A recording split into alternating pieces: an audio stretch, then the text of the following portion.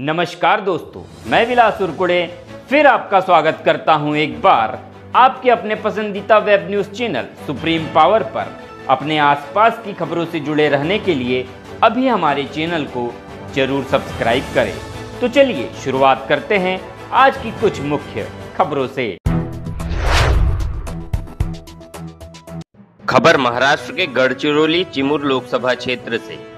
मुझे पूरा विश्वास है अगर पार्टी ने मुझे खड़ा किया तो निश्चित ही गढ़चिरौली चिमूर लोकसभा सीट हम जीतेंगे। पहले से मेरा जनसंपर्क 2014 से संपूर्ण लोकसभा क्षेत्र में है। अब लोगों को परिवर्तन चाहिए। जनता अपने वोटों के माध्यम से परिवर्तन करेगी, यह मुझे विश्वास है।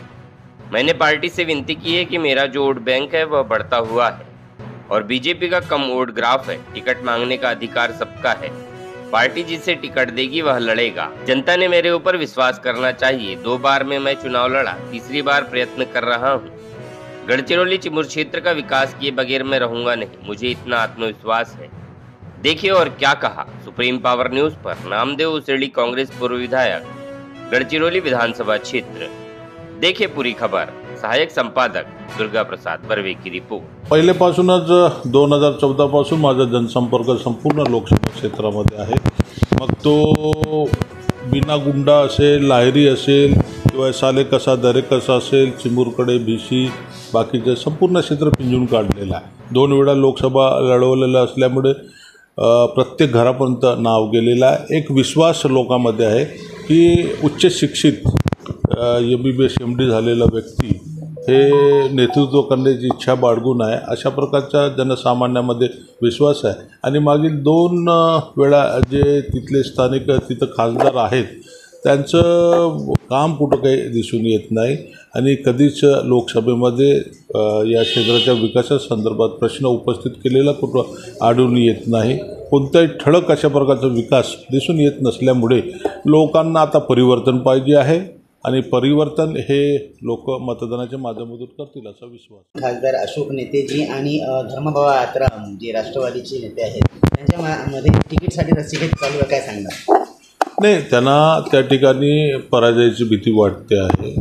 जो सध्याचे जे खासदार अशोकजी नेते आहेत त्यांच्याबद्दल लोकांमध्ये प्रचंड तीव्र अशा प्रकारची अनास्थेची भावना आहे।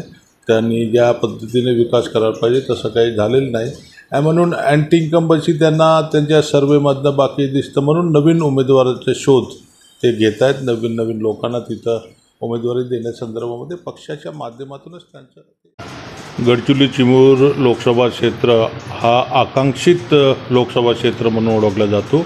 तिथले प्रश्न हे केंद्र सरकारशी निगडीत आहेत। वेगवेगळे जे सिंचनाचे प्रश्न, खाणीचे प्रश्न बाकीचे आणि तिथल्या माणसाचं विकास व्हावा या दृष्टिकोनातून मी मागील 2014ला जेव्हा काँग्रेस पक्षातर्फे निवडणूक लढवली त्यावेळेस मला 3 लाख मतं मिळाली। भाजपला 5,35,000 मतं मिळाली। पराजयाचा फरक हा 2,35,000 होता। पुन्हा पक्षाने माझ्यावर विश्वास ठेवला आणि मला 2019च्या वेळेस तिकीट दिली। माझं मताचं जे हे आहे ते 4,42,442 एवढं झालं आणि भाजपाचं 5,35,000च्या तुलनेमध्ये 19ला 5,19,000 झालं।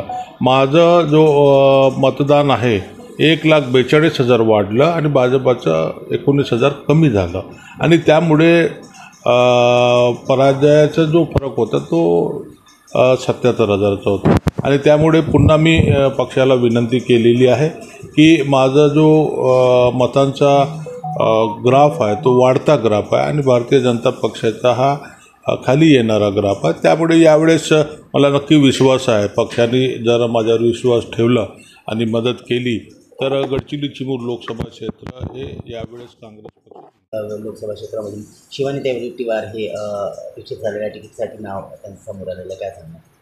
अतिशय तरुण नेतृत्व आहे आणि त्यांचा जनसंपर्क आणि त्या भागातील जे काही वेगवेगळे इंडस्ट्रीज आहेत त्यांचे कामगाराचे प्रश्न बाकीचे प्रश्न हे सोडवण्याच्या बाबतीमध्ये त्या नेहमी अग्रेसिव्ह राहतात आणि नवीन तरुणांना संधी दिली पाहिजे अशा प्रकारची भूमिका आहे। पण कुठेतरी जे धानोरकर मॅडम होते त्यांना संधी द्यायला पाहिजे असं वाटतंय का? नाही, तिकीट मागण्याचा हक्क अधिकार सगळ्यांनाच आहे. पक्ष ज्यांना तिकीट देईल ज्यांना